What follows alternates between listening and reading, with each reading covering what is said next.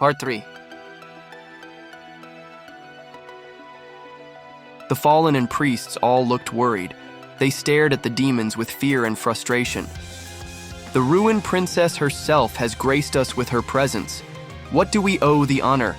The male fallen asked nervously, trying to save face. The one referred to as princess looked to the male fallen. Well, it would seem that some extreme energy has been flaring up in my territory.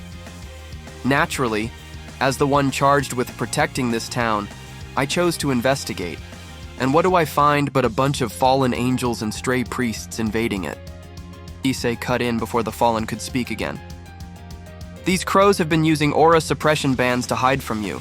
They took this poor girl's sacred gear and tried to take mine. Issei figured no point hiding his gear considering it was probably obvious, and he needed the backup. The redhead nodded with an almost smug smile. Well, that saves us the time of having to interrogate them. She raised her arm as if she was a general commanding her troops. Go, my servants, my queen take care of the fallen. My knight take care of the strays, and my rook help the girl down. With that, the demons split up. Without hesitation, they followed her command. The little girl weaved her way past priests and fallen bee lining to the nun's body. The boy dived head first into the priests, meeting them sword first, his shadow sword versus their light. The girl with the ponytail flew into the air with black wings that emerged from her back. She held out her hands as lightning cast out of them, blasting both the remaining fallen back. As her servants went to work, the princess walked up to Issei. She held out her hand and looked to Issei with concern. You look to be clammy. Are you injured or sick? Surprising Issei, the demon actually looked like she was worried for him. Around him, the boy seemed to quickly dispatch the stray's priests. The little girl got the nun's body down, though her hands seemed to be smoking from touching the cross, and the fallen have been thoroughly shocked to the point of paralysis after just a few minutes. I should be okay, just as little low on mana. Issei tried to brush off her concerns. He tried to get up only to feel a sharp pain in his side. Now, with his adrenaline down, he could feel the fallen he toasted with his roar managed to nick him with a light spear before she went down. Don't try to move, we need to tend to your wounds, the redhead said. The knight finished up with his task, now standing amongst fallen bodies and torn robes. The ponytail girl descended from the rafters where she was floating with a twisted look of pleasure on her face, licking her fingers as if she ate something sticky. The little girl carefully picked up the nun, who was bigger than her as if she was made of cardboard and weighed nothing. They all made their way over to where they were standing. Issei tried to shake off their concerns. Issei got up with extreme effort and wobbled over to the ritual cross and found what he was looking for. 2 silver rings with half a sun looking as if it was setting on one ring band and rising on the other was laying on the ground. As he knelt down for the rings, his knees gave out and he collapsed with the world going dark around him. Just before he fell, the demons could hear him say sadly, "If only I was fast enough to save her." Then the world went dark. Issei opened his eyes, and he was in his gear's mindscape again. Standing before him was the dragon form of DxD. You did good, hatchling. You managed to survive your encounter with your girlfriend and even took it to her comrades and showed them that you aren't one to be messed with. Just like a dragon. Issei smiled to himself. To be honest, the reason I did take them all on was in the hope to save the nun Joker mentioned. Unfortunately, I wasn't fast enough. Issei sounded disheartened. DxD nodded in condolence. It was unfortunate that we were too late. We were actually victims of time. But do not be disheartened. I have a feeling this will not be the last we see of her. The dragon mused. Issei looked up at the dragon. Before he could ask what he meant by that, he could feel himself being drawn back to consciousness. DxD looked to Issei. Before you wake, know this, hatchling. Both the redhead and the raven-haired girl tried using a mind-wiping spell on you, but I prevented it. With that, Issei woke up. Issei opened his eyes to find he was in his room of his house. He could hear the sound of his alarm buzzing by his head. Slapping it quiet, he sat up to gain his bearing only to just notice that as he got up, there was an arm around him that fell to the bed as he got up, falling out of his bed in shock from the sight before him. Laying beside where he was just laying himself was the beautiful redhead from the night before. Not only was she in his bed, but she was completely naked. As his butt hit the floor only, then did he notice that for whatever reason, he was naked too. His sudden yelp at what he was seeing caused the girl to stir awake. She sat up, not caring about her exposure. She rubbed her eyes and saw Issei on the floor. She smiled. "Good morning."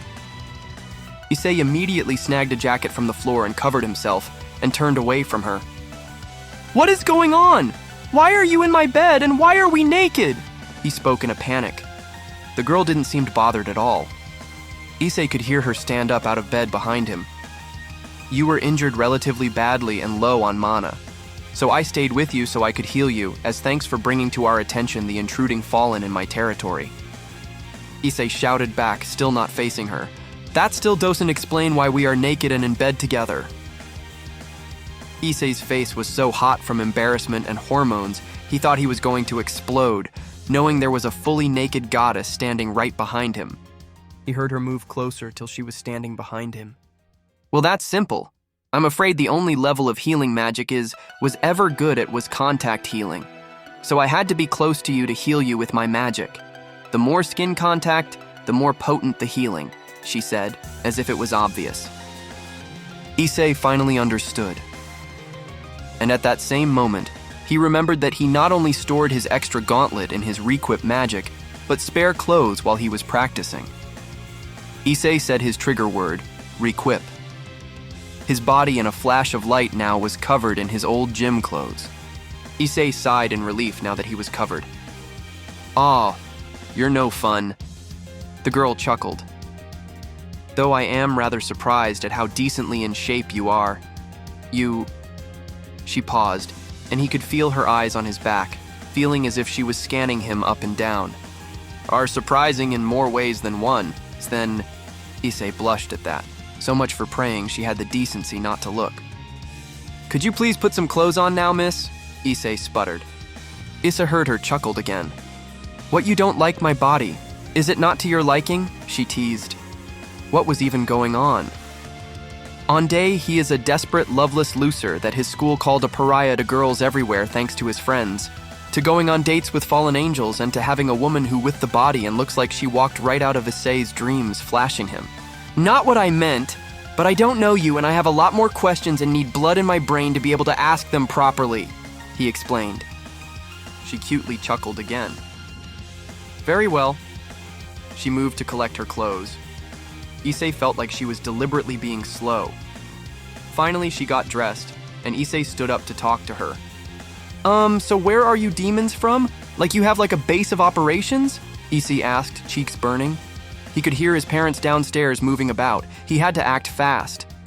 "Well, that's an odd choice of first question. I wasn't expecting that." She looked surprised. While she was pondering over the sudden question, Issei could hear his mother start walking up the stairs. "If you really want to know, we operate near Koa High." She sounded like she was going to say more, but Issei was too quick. Issei quickly thought about Koa High, and a teleportation circle appeared under their red-headed demon. Before she could react, she was teleported to Cow Academy just before Issei's mom stuck her head into the room. "Oh good, you're awake already, honey. I brought up your laundry, and could you take the trash down to the road?" Issei's mother asked. "Sure thing, Mom. I have plans this morning anyway, so I'll take it out as I leave," Issei said, trying to sound calm, while memories of the redhead's body lingering in his memory. Issei quickly got properly dressed, ignoring his dragon's remarks about his awkward behavior in front of a naked girl, and grabbed the trash and left the house. After taking care of his chore, he teleported to Kuo Academy where he sent the demon. Issei stepped out of his spell circle to see a miffed redhead staring at him on the lawn of the school. Luckily, school was not in session, so no one saw his teleportation. "That was rather rude to do to someone who saved your life," the girl said, annoyed. Issei quickly apologized. "I didn't want my parents to find a girl in my room. Those are questions I didn't want to try explaining to them." The girl changed her demeanor. She gave him a small smile. "Oh, that wouldn't have been a problem. I could have tampered with their memories to forget they ever saw me," she said like it was no issue. "Well, that would have been nice to..." Issei started to say in relief until something Drake said to him before he woke up. Speaking of, care to explain why you tried to do that to me? The boosted gear appeared on his arm with Issei looking serious now. The redhead looked surprised. How did you... She started to say, but Issei interrupted. My name is Issei Hyudu. I am the Securite, and I truly believe it's time we properly talk. Issei was led to an old abandoned schoolhouse behind the academy grounds. The inside was dramatically different than the outside. Outside, it looked to be falling apart with nature looking as if it was trying to take it back with overgrowth, while the inside proved to be as ornate as a lavish mansion. Polished, alternating black and white marble walls gilded in gold with rubies embedded into it sporadically. The floor was checkered like a chessboard with alternating tiles of the same gilded marble as the walls. On top of tiles, lavish ruby-red rugs with elegant golden designs lined the halls and entryway. On the walls were beautiful paintings and statues, bringing even more of a high-class feel to the mansion-like interior. Eventually, at the end of the hall, she led him down. They entered a room that had the feel of an office mixed with a meeting room. In the room, the rest of the demons from yesterday were waiting patiently. The redhead went to stand behind her desk in the back. Issei couldn't help but notice how the desk looked like it was worth more than his house. Everyone, thank you for gathering so quickly after my call. I would like to introduce you all to the current Red Dragon Emperor, Issei Hyudu. She gestured to where Issei was standing. The group looked surprised at her words. The ponytail girl gave a seductive chuckle. Ooh, that explains the strength we saw. The platinum blonde boy nodded respectfully. It's an honor to meet you properly. The little girl just said, Sup. Let me introduce ourselves finally. My name is Rias Gremory, next head of the House of Gremory, one of the 72 Pillars of Hell. She gestured to the ponytail girl. This is my queen, Akano Himejima. Himejima nodded politely. She then moved her arm to point at the boy. My knight Yuuto Kiba. Then to the little girl. And finally my rook, Kaneko Tojo, Issei responded in kind. Why do you refer to them as queen, knight, and rook? Issei asked. Rias smiled. We demons participate in what we call raiding games. Participating demons are given a set of magic enchanted chess pieces. The given demon is bonded with the king piece. They then use the remaining pieces to form a team. Oh, that makes sense, I guess, Issei replied, content with the answer. Now for the main topics I wanted to bring you here for. Rias leaned back onto her desk. First, I wanted to offer you some peace of mind over what happened to the other gear user at the church. Issei looked in the beauty's eyes in curiosity. Rias gestured her hand to a doorway to a side room to the office. May I introduce my new bishop, Issei Argento? From the doorway came the cute blonde nun from the church. Somehow she was still alive. She was about a head shorter than Issei. She had blonde hair that reached her waist with neat-cut bangs. She was now wearing the same uniform as the rest of the demons. It's a pleasure to meet you. My name is Issei Argento. I heard you tried to come to my rescue from the fallen angels. Thank you for thinking of me. I'm sorry that you got hurt because of me, she said apologetically. Oh, it's really okay. I'm just happy to see you are okay, Issei said, scratching the back of his neck. Issei then looked back to the Gremory girl. How is she okay, by the way? Not that I'm not happy about it, but... Issei tried to question. Rias smiled and explained. With the help of these demonic chess pieces I told you about before, we have the ability to reincarnate others' beings into demons, as well as bearing back recently deceased and turn them as well. As she had her life cut short unjustly, as well as my research showed unjust treatment in life, I vowed to give her another chance at life under my service. Luckily for me, it turns out she has an excellent sacred gear that should prove invaluable to our team. So this means she is a demon now? Issei asked. In response, Issei revealed her new black bat-like wings. Never would I ever believe I would end up this way, I admit. However, I am very grateful to Lady Gremory for saving me.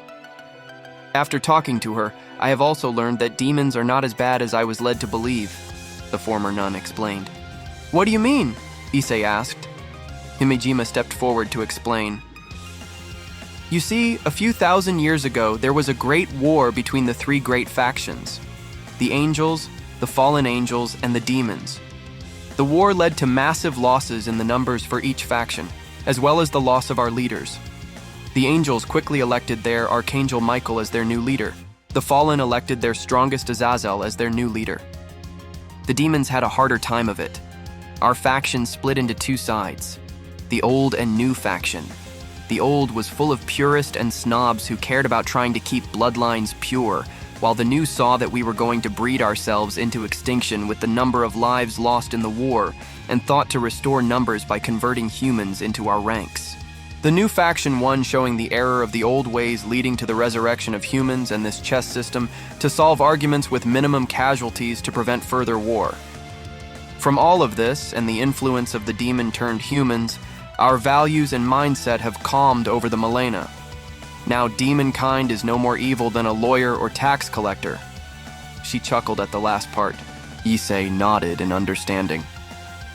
Rias turned to Issei. Now then, Mr. Hudu, this leads to my last reason for bringing you here. She straightened up as the rest of her group took position around her like a group presentation. After seeing your abilities, the power of your gear, and the care you had for a stranger, she put her hand on Asia's shoulder. We would like to offer you a place in our family, to join our team and become a member of the Gremory family. Wait, you want me to turn into a demon and join your party of chess soldiers for your political gain? Issei asked, annoyed. Rias looked shocked at his response. That's not what I meant. I'm sorry if it came off that way. Yes, your power would be invaluable to my team to give us a boost in raiding games. However, I don't wish to force you into anything you are not willing to do. I simply admired your strength and how you held your own so new to our world, your intelligence and how you left us a trail to come to your aid, and your kindness in coming to Asia's rescue. I assure you, I do not have any ill intentions in my offer, though it is disappointing to hear you don't wish to join our family. Rias said disappointedly. Issei scratched the back of his neck, taking note on how quiet Drag has been this whole time. Listen, I appreciate your offer and praise of my skills. However, we only just met, and no offense, but I don't quite want to just give up my humanity. I am only 15 after all. Issei looked to her eyes, seeing the sad disappointment as if she was not used to being told no. However, I wouldn't be opposed to being friends and offering aid if you may need my help depending on the said task. Issei offered instead. The group's downcast expressions lifted. Rias responded to his offer. Thank you. I'm sorry if my offer came off as offensive. I was simply excited to meet the bearer of the Red Dragon Emperor. I understand you not wanting to suddenly change races. I hope we can become great friends and strong allies. Rias reached out her hand. Issei decided not to teleport back home and walk instead. He had a lot to digest. Only a week ago, he was an ignorant kid excited for summer and girls. Now he was a user of one of the most strongest powers in the supernatural world. He had almost died twice and made friends with demons. A husky voice from his left hand began to speak. Still having trouble with the changes in your normal life? The dragon questioned. Will suddenly finding out things like angels, demons, and dragons are real isn't something everyone has to deal with. While he was walking and thinking of all the crazy and amazing things he had dealt with this week, he felt a sudden tap on his shoulder. Issei turned to see a beautiful girl that had looks to rival the demons he had just met.